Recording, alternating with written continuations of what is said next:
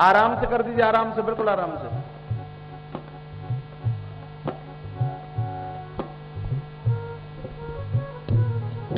बोले भक्त वत्सल भगवान की, कृष्ण कन्हैया लाल की जय जय, जय जय, जय जय। श्री कृष्ण गोविंद हरे मुरारी, हे नाथ नारायण वासुदेवा। श्री कृष्ण गोविंद हरे मुरारी, हे नाथ नारायण वासुदेवा। श्री कृष्ण गोविंद हरे मुरारी, हे नाथ नारायण वासुदेवा। श्री कृष्ण गोविंद हरे मुरारी, हे नाथ नारायण वासुदेवा। हे नाथ नारायण वासुदेवा, हे नाथ नारायण वासुदेवा। हे नाथ नारायण वासुदेवा, हे नाथ नारायण वासुदेवा। श्री कृष्ण गोविंद हरे मुरारी, हे नाथ नारायण वासुदेवा। श्री कृष्ण गोविंद हरे मुरारी, हे नाथ नारायण वासुदेवा। श्री कृष्ण गोविंद हरे मुरारी, हे नाथ नारायण वासुदेवा। राधे कृष्णा कृष्णा कृष्णा राधे कृष्णा कृष्णा कृष्णा, राधे कृष्णा कृष्णा कृष्णा राधे कृष्णा कृष्णा कृष्णा, राधे कृष्णा कृष्णा कृष्णा राधे कृष्णा कृष्णा कृष्णा, राधे कृष्णा कृष्णा कृष्णा राधे कृष्णा कृष्णा कृष्णा। श्री कृष्ण गोविंद हरे मुरारी, हे नाथ नारायण वासुदेवा। श्री कृष्ण गोविंद हरे मुरारी, हे नाथ नारायण वासुदेवा। हे नाथ नारायण वासुदेवा, हे नाथ नारायण वासुदेवा। हे नाथ नारायण वासुदेवा, हे नाथ नारायण वासुदेवा। श्री कृष्ण गोविंद हरे मुरारी, हे नाथ नारायण वासुदेवा। श्री कृष्ण गोविंद हरे मुरारी, हे नाथ नारायण वासुदेवा। श्री कृष्ण गोविंद हरे मुरारी, हे नाथ नारायण वासुदेवा। श्री कृष्ण गोविंद हरे मुरारी, हे नाथ नारायण वासुदेवा। श्री कृष्ण गोविंद हरे मुरारी, हे नाथ नारायण वासुदेवा। बोलिए भक्तवत्सल भगवान की जय जय, जय जय, जय जय। देवी देवताओं के ऊपर फूल चढ़ा करके हम ये विनय करते हैं, भाव रखते हैं कि प्रभु हमने अपना हृदय आपको दिया है, हमने अपना हृदय आपके ऊपर चढ़ाया। श्रीमद् भागवत अपने आप में सिद्ध है, तुलसी चढ़ाई है, पुष्प चढ़ाई है। ब्रह्मम विस्मय ये ब्रह्मा को विस्मय आश्चर्य इस बात का हुआ कि ऐसी भागवत और लुप्त हो चुकी है जो जगत का तत्क्षण कल्याण करते हैं। पूरे सत्यलोक को तराजू बनाकर के तौलना शुरू किया है। देवर्षि नारद को बुलाया, नारद को कहा कैसी भागवत का प्रचार करते हैं। भागवत का प्रचार यानी भगवान का प्रचार है। इस भागवत का प्रचार वो ही कर सकता है जो नारद बनकर के जीवन का निर्माण कर रहा है। नारद वो है जिनका जीवन दूसरों के लिए है। देवर्षि नारद चले हैं इस कार्य के लिए, और इसी श्रीधाम वृंदावन की माटी से और यमुना के तट से निकलना हुआ। जगत प्रसिद्ध कथा है, आप सब जानते हैं, आपने कई बार पहले सुन रखी है। और वृंदावन के पावन तट से नारद का निकलना हुआ कोई अबला अपने 2 पुत्रों के साथ रो रही है। कहती है भो भो साधु क्षणम तिष्ठा मां चिंता मपि नाशया दर्शनम तब लोकस्य, आपके दर्शन मात्र से मेरी चिंता करण हुआ है। साधु एक क्षण के लिए रुक जाए, एक क्षण के लिए अब रुक जाए। कितनी बार कहता हूं महापुरुष वो हैं जो दूसरों के कार्य के लिए अपना कार्य भूल जाए। कितने भी हम व्यस्त हों, कोई कुछ कह रहा है उसकी सुनिए। पूछा देवी कौन हो? अहम भक्ति ऋतिक ख्याता, दुनिया के लोग मुझे भक्ति के नाम से जानते हैं। एमऊ में तन ये द्वितीय है, एक नहीं ये दोनों मेरे पुत्र हैं, ज्ञान और वैराग्य। काल योग है ना, जरा जरा काल के प्रभाव से बूढ़े हो गए, काल के प्रभाव से, इसलिए मैं रो। कितनी बार मैं निवेदन करता हूं, आदमी दुखी है क्योंकि उसका ज्ञान और वैराग्य असुप्त है, बूढ़ा है, वृद्ध हो।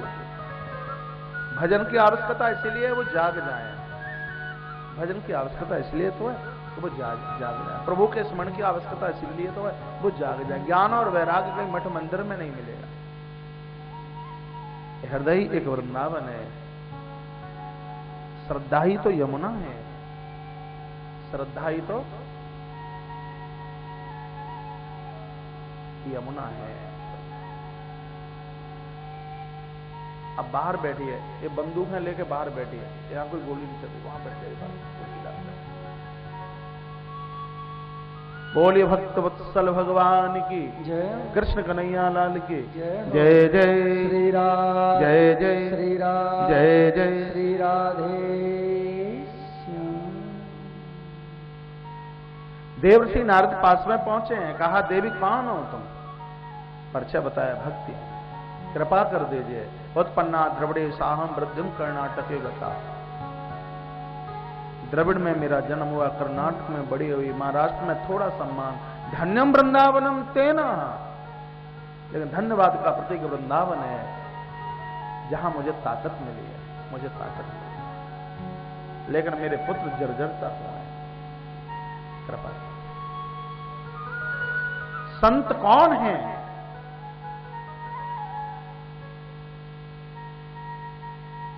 संत कौन है? साधु कौन है? जो दूसरे के अज्ञान का हरण कर ले वो साधु है, दूसरे की मलिनता का हरण कर ले वो साधु है, दूसरे की विपत्ति का नाश कर दे वो साधु है, दूसरे के मोह को समाप्त कर दे वो साधु है। साधु के जीवन में अपने लिए तो कुछ होता ही नहीं, उसका जीवन ही दूसरों के लिए है। परमार्थ के कार्य साधन धरा शरीर, जिसकी जिंदगी ही दूसरों के लिए है वो साधु। आप यदि परमार्थ के साथ जीते हैं तो मुझे लगता है किसी साधु से कम नहीं है, फिर किसी फकीर से कम नहीं है। एक साधु शब्द के ऊपर मैं जिंदगी भर बोलता रहूं तो बात पूरी नहीं होगी। साधु तो भगवान की निधि की बहुत ताकत है। साधु ये 4 को मैं कभी भुला नहीं पाता, यति, सती, गाय और ब्राह्मण, तो 4, यति, सती, गौ और ब्राह्मण। बड़ी कृपा है इन चारों, बड़ी कृपा है, और उस कृपा के द्वारा ही ये सब संभव है। ये आप पुराण पढ़िए, 10वें स्कंद में आप आगे सुनाएंगे।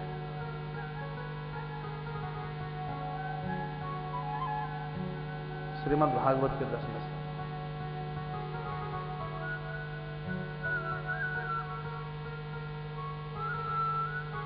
पुराणाकार वर्णन करना चाहते हैं कि देवर्षि नारद के चरणों में भक्ति, और यहां स्वस्ति वाचन का पाठ और गीता का पाठ किया। आज अंबर बोल उठा है, गीतार पाठेर मोह मोह, गीता जी का पाठ किया, अंबर बोल उठा।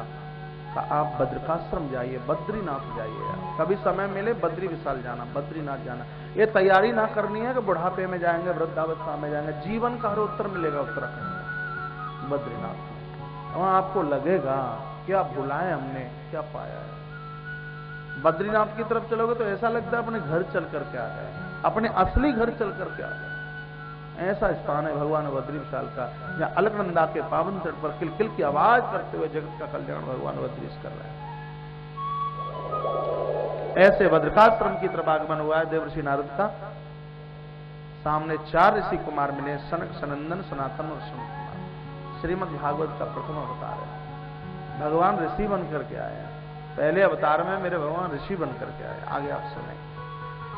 ऐसे सनत कुमार मिले, नारद ने चरणों में प्रणाम किया है। बूढ़े से नारद हैं और सनत कुमार बिल्कुल छोटे से हैं, और एक वृद्ध नारद छोटे बच्चों जैसे रूप को प्रणाम करे।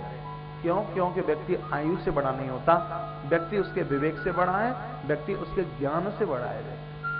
चरणों में वंदन प्रणाम किया और कहा, अहो नारद धन्योसी वृत्ता नाम शिरोमणि, वृत्तों में तुम अग्रगण्य हो, तुम धन्य हो, बताइए दुखी क्यों हो तुम? सब देवर्षि नारद रो पड़े हैं, आंखें भर आई हैं, और सनत कुमारों को कहा कि मैं अपने दुख से दुखी नहीं हूं, मैं दूसरों के दुख से बहुत परेशान हूं। मैंने आज एक अबला को रोते हुए देखा, उसके 2 पुत्र बिल्कुल सुसुप्त पड़े हुए हैं, सुस्त पड़े हुए। आप कृपा करते। संत कुमारों को बहुत अच्छा लगा। हरिद्वार की माटी में श्रीमद् भागवत का आयोजन रखा। श्रीमद् भागवत की कथा से ज्ञान और वैराग्य को सचेतनता मिलती है, उनको सबलता मिलती है, उनको ताकत मिलती है, ओज तेज वैभव मिलता है इस कथा से। जितनी बार मेरे मुंह से ज्ञान शब्द निकले उसको विचारों से जोड़ते जाना, वैराग्य शब्द निकले उसको समर्पण से जोड़ते जाना अपनी तरफ से। इस श्रीमद् भागवत की कथा सुंदर विचार देती है, श्रीमद् भागवत की कथा बढ़िया समर्पण देती है यार। हरिद्वार की माटी में कथा का गायन, बड़े बड़े ऋषि और महर्षि अपना अपना रूप, अपना अपना स्वरूप छिपा करके आए। और मैं कहता हूं कथा तो तभी पल्ले पड़ती है जब पांडाल में बैठ करके ये लगे कि मैं कोई सेठ नहीं हूं, मैं कोई सेठानी नहीं हूं, मैं कोई विद्वान नहीं हूं, मैं कोई मनीषी नहीं हूं, मैं कोई प्रभावी नहीं हूं। भगवान के पास में यदि कई छोटों की लिस्ट हो तो आरंभ मुझसे ही होगा, प्रारंभ मुझसे हो। देखिए फिर कथा कितना प्रभाव दिखा दिया। कहीं किंचित मात्र भी हमें अहंकार अपने बनने का है, कथा ऊपर से उड़ जाएगी, कुछ भी नहीं होगा। बिल्कुल छोटा बनना पड़ेगा, बिल्कुल छोटा। राई के 20 बिसे ता 20 पुन 20, और ताते छोटे है रहे हो तब मिले हैं जगदीश। जब तक अहंकार में न्यूनता न आए, जब तक अभिमान खत्म ना हो, तब तक प्रभु की कृपा होगी कैसे? कृष्ण और कंस में अंतर कितना है आप जानते हैं? राम और रावण में अंतर कितना है आप जानते हैं? एक निराभिमानता के साथ जी रहा है और एक अभिमानता के साथ में जी रहा है। एक ये कह रहा है मेरे पास कुछ भी नहीं, मेरे पास में जो भी कुछ है वो भक्तों का है, और एक ये कह रहा है कि सब कुछ मेरा ही है। एक अपने लिए जी रहा है और एक दूसरों के लिए जी रहा है। कृष्ण की क्या जिंदगी अपने लिए, जरा पूरा चिंतन करके बताना। जन्मे हैं कारागृह में, 11 साल तक पैदल पैदल ब्रज में महाराज, गायों के पीछे ग्वालों के साथ में। वृंदावन छोड़ना पड़ा, मथुरा पहुंचे तो मथुरा भी छोड़ना पड़ा, और द्वारका पहुंचे तो द्वारका भी छोड़नी पड़ी है। राम का जीवन आप देख लीजिए, और मुझे तो लगता है हर महापुरुष का आप चिंतन कीजिए, जितने भी ये महापुरुष हुए आप सबका चिंतन कीजिए, और इनकी जब जीवनी पढ़ोगे तब ऐसा लगता है कि इनके जीवन में अपने लिए तो कुछ था भी नहीं। इनकी तो हर श्वास महाराज समाज का, राष्ट्र का कल्याण करने के लिए। एक 36 साल की उम्र में स्वामी विवेकानंद जी महाराज धर्म की बहुत ध्वजा ऊंची करके एक कितना बड़ा सूत्र इस देश को देकर के चले गए। ये देश जिनका ऋणी है, उनकी जिंदगी पढ़ करके देखिए। मैंने 27 खंड स्वामी जी के पढ़े हैं, आप रो पढ़ोगे उनका एक एक पत्र पढ़ करके। आपने स्वामी विवेकानंद जी महाराज का साहित्य नहीं पढ़ा, आपने कुछ भी नहीं पढ़ा। इन मनीषियों की गाथाएं ना पढ़ी, क्या पढ़ाए थे? पता लगता है कि सही में जिंदगी है क्या। और कितनी बार मैं पुराण के माध्यम से बोलता हूं, अपने लिए भी जीना क्या जिंदगी है? जिंदगी है नाम उसका जो जिंदगी दूसरों के लिए जी ली जाए। बच्चों के लिए बहुत जिए आप, 50 साल के तो हो गए बच्चों के लिए जीते जीते, इतना तो दे दिया, कुलों के बैल बन करके जी रहे, अभी कितना और दोगे इनको? और कितना मैं निवेदन करता हूं, यहां प्रॉपर्टी देने में कहीं कोई कमी रह जाती है, मायूस मत होना। और यदि आपने संस्कार के रूप में दे दिया है, आपने देने में कुछ कमी नहीं रखी है, कोई कमी नहीं रखी है। 50 के बाद में तो उम्र एक पलटा खाती है, फिर तो अपने आप को कहीं जोड़िए। वहां लग जाइए जहां अब जरूरत है। पहले इतना बढ़िया किया है, इतनी अच्छी जगह जन्म हुआ है, भगवान के अनुयायी बन करके जी रहे हैं, महापुरुषों के चरणों में जिंदगी का निर्माण कर रहे हैं, भगवान की कथा सुनने का सौभाग्य प्राप्त हो रहा है। तो अब भी तो हम ऐसा कुछ करके जाएं कि हमारा अगला भी सुधर जाए। और अगला तो उनका सुधरता है जिनका वर्तमान सुधर चुका है, और जिनका वर्तमान बिगड़ा है उनका अगला क्या सुधरेगा। भविष्य को जन्म देने वाला ये वर्तमान है। ये जरूर इस बात को समझना, यदि भविष्य सुधारना चाहते हैं हम, तो हम अपना वर्तमान सुधार करके चले। कितनी बार मैंने निवेदन किया होगा कि कल की तारीख उसकी सुधरेगी जिसकी तारीख आज की सुधरी हुई है, और जिसकी आज की तारीख बिगड़ गई है उसकी कल की तारीख है वो सुधर नहीं सकती, नहीं सुधर सकती। जिसकी 19 फरवरी बिगड़ी है उसकी 20 फरवरी नहीं सुधर सकती, और जिसकी 19 फरवरी सुधर गई है, चुनौती है इस व्यास गादी की, जिनकी 19 फरवरी सुधर गई है उनकी 20 फरवरी नहीं बिगड़ सकती, नहीं बिगड़ सकती, नहीं बिगड़ सकती। वर्तमान को सुधारने में लग जाइए, भविष्य अपने आप सुधर जाएगा। आप मानना या ना मानना, इतना बढ़िया कुछ आप करके आए हो, इसलिए तो आपका आगमन वृंदावन में हुआ है, कथा सुनने का ही सौभाग्य प्राप्त हुआ है। पहले बढ़िया करके आ गए हो, पहले किया है, उस समय आपका भविष्य था, इसलिए इतना बढ़िया हो रहा है। और अब अगले भविष्य की भी तो चिंता करें हम, तो उसके लिए इस वर्तमान को हम सुधार लें तो बहुत बढ़िया है, बहुत अच्छा है, बहुत अच्छा है। तो अहंकार ना रहे, हमारे पास में जो भी कुछ है वो हमारा नहीं है, दिया हुआ है। कोई एक बैंक मैनेजर काम करता है बैंक में, एक बैग भर के लेकर के आ जाए नोटों की, तो भारत सरकार क्या उसको हथकड़ी नहीं डालेगी, पकड़ करके घसीट करके लेकर के चली जाएगी। और हमारे पास में जो भी कुछ है ईश्वर का दिया हुआ है, और यदि उसका भी हम दुरुपयोग करते हैं तो यम के दूत कोड़े मार मार करके हथकड़ियां डाल डाल करके और हमें जाकर के पट करके डाल देंगे, और वहां से फिर निकलना मुश्किल हो जाएगा। मैं कहता हूं बहुत कुछ यदि संपत्ति होती है तो सब कुछ संपत्ति नहीं हो सकती, सब कुछ नहीं होता। संपत्ति से पहले सन्मति चाहिए, ध्यान रखना, तो बहुत गजब की बात बोल रहा हूं मैं। संपत्ति से पहले सन्मति चाहिए। संपत्ति का उपयोग वो ही कर सकते हैं, संपत्ति का उपयोग वो ही कर सकते हैं जिनकी सन्मति बढ़िया है, और जिनकी सन्मति बिगड़ी है, जिनकी मति बिगड़ी है, तो वो संपत्ति का उपयोग नहीं कर पाएंगे, वो संपत्ति का उपभोग करेंगे, और ऐसी संपत्ति हमारे जीवन को खत्म कर देगी। इसी भागवत के 7वें स्कंद में वर्णन है, संपत्ति में 32 प्रकार के दोषों का वर्णन है। हमें पैसा मिला है, ये भगवान की कृपा नहीं है, तो संपत्ति आने के बाद बढ़िया जगह लग गई है, हमारे ठाकुर जी की दिव्य कृपा है, ये परमात्मा की। बोलिए भक्तवत्सल भगवान की, कृष्ण कन्हैया लाल की जय जय, जय जय, जय जय। आइए, मनीषी लोग अपना अपना रूप छिपा करके इस कथा को सुनने के लिए बैठे हैं। सनक सनंदन सनातन सनत कुमार व्यास गादी पर बैठकर कथा का गायन कर रहे हैं। मुख्य परीक्षित का कलावा है वो देवश्री नारद के हाथ में बना हुआ है। कथा का गायन हुआ है, सदा से व्या श्रीमद् भागवती कथा यशः श्रवण मात्रेण हरिचिंतम समाश्रय। इसको सदैव सुने, बराबर सुने, समय ना होवे तो भी सुनिए।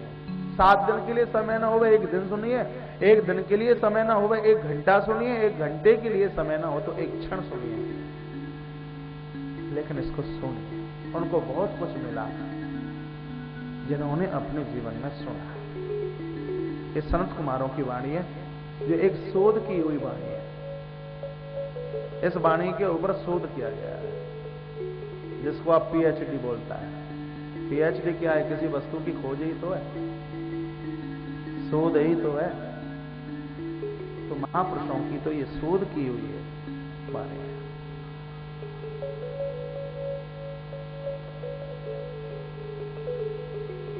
निवेदन किया जा रहा है प्राण के माध्यम से, ये बोल दिया कि जो अपने जीवन में इस प्राण की कथा नहीं सुनते, आजन्म मात्र मप येन सठेन किंची चित्तम विदाय सुख शास्त्र कथा न पीता। चांडाल बच्च शब्द लिखा है, खर शब्द लिखा है, बद शब्द लिखा है। इतनी स्थिति का वर्णन किया, खर कह दिया, बच कह दिया, बद कह दिया। तीनों के अर्थ ऐसे हैं व्यास गादी से ले नहीं सकते। खर बोल दिया, बद बोल दिया, बच बोल दिया। जिन्होंने कथा नहीं सुनी, कथा जीवन की व्यथाओं का नाश करती है। कथा पाप जलते हैं इससे सुनना। नारद ने पूछा किसी के जले हैं क्या? का पाओ तो उससे पूर्व ये और बोल दिया, वो मां वही मां कहलाने की अधिकारिणी है जिसकी औलाद परम भागवत हो, परम उसके उदर से जन्म लेने बालक भगवान का परम भक्त हो। कोई माता पिता सोचे कि मेरा बेटा कलेक्टर बन जाए, इंजीनियर बन जाए, उद्योगपति बन जाए, उसने कुछ नहीं सोचा, कुछ विचार कर ही नहीं पाई। और यदि किसी ने यह सोच लिया कि मेरा बेटा जो बने सो बने, लेकिन हे बिहारी जी, हे परमात्मा, मेरा परिवार सबसे पहले तुम्हारा भक्त बने, अब कुछ सोचने और समझने के लिए बकाया ही नहीं करता। वो माता मदालसा क्या कोई कमी है क्या कहीं से, जो अपने बेटों को सर्वस्व बना देते, सब कुछ बना देते। माता मदालसा, सुमित्रा, सुनीति, कितने नाम है ऐसे। जिस मां का बेटा भगवान का भक्त नहीं बना, भागवत ने उसको बांध कह दिया, बाध्य कह दिया उसको। उसकी कोख से किसी भी प्रकार के औलाद का जन्म नहीं। किसी मां का बेटा छत्रपति शिवाजी बनकर के आए, कितना बड़ा गौरव है उस मां का। कोई गुरु नानक देव उसकी कोख से आए, मेरा आए, दुर्गावती आए उसकी कोख से, रसखान आए, रहीम, कितने में ऐसे नाम बताओ, रविदास नाम, ऐसे कितने नाम, परमहंस रामकृष्ण, स्वामी जी विवेकानंद, कितने ऐसे नाम। कितनी बार कहता हूं देवता कोई आकाश से थोड़ी टपकते हैं, महर्षि ऋषि आकाश से नहीं टपकते। कोई मां होगी जिसने इन महापुरुषों को जन्म दिया। ये व्यास गादी तो ऐसी माताओं की कोख को सदैव बंधन करते, सदैव प्रणाम करते।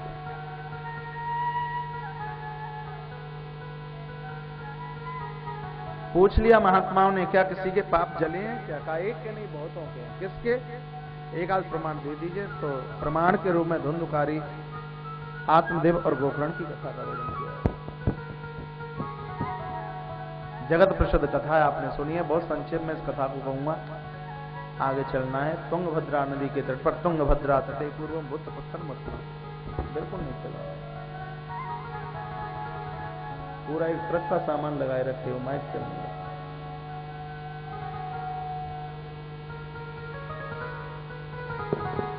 तुंगभद्रा नदी के तट पर एक ब्राह्मण है, आत्मदेव, उत्तम नाम के नगर में, नाम है आत्मदेव। जितनी बार मेरे मुंह से आत्मदेव शब्द निकले उसको अपने आप से जोड़ते रहना है।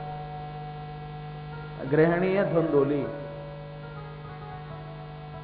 भगवान कृपा करे सब कुछ हो, लेकिन गृहिणी धुंधुली जैसी चल करके ना आए। जिसको दूसरे का कुछ अच्छा नहीं लगता उसी को तो धुंधुली कहता है। जिसको अपना कुछ भले ही बढ़िया न लगे, जिनको दूसरों का बढ़िया लगता है उसी को माता कौशल्या बोलता है। अब हम कौन है, निर्णय ले लेना। जिनको दूसरों का कुछ भी अच्छा नहीं लगता उनको सूर्पणखा कहते हैं, और जिनको दूसरों का सब कुछ बढ़िया लगता है उसको सवरी कहते हैं। हम क्या है, निर्णय ले लेना।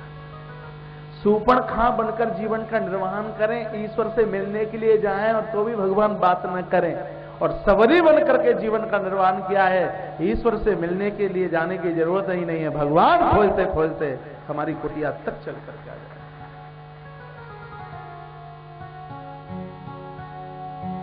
दूसरों के ज्ञान को देख करके हम खुश क्यों नहीं होते? दूसरों के रूप को देख करके हम खुश क्यों नहीं होते? दूसरों के विवेक को देख करके हम खुश क्यों नहीं होते? दूसरों की संपत्ति को देख करके हमें खुशी होनी चाहिए। हाँ, कहीं दुखी होने की आवश्यकता है तो दूसरों के दुख को देख करके दुखित हो जाइए, कहिए भगवान ऐसा आपने उसके लिए कर दिया, ऐसा तो मेरे दुश्मन के लिए भी नहीं होना चाहिए था, ये आपने बढ़िया नहीं किया। आवाज ये होनी चाहिए। हम दूसरों की तरक्की को देख करके झुलस रहे हैं,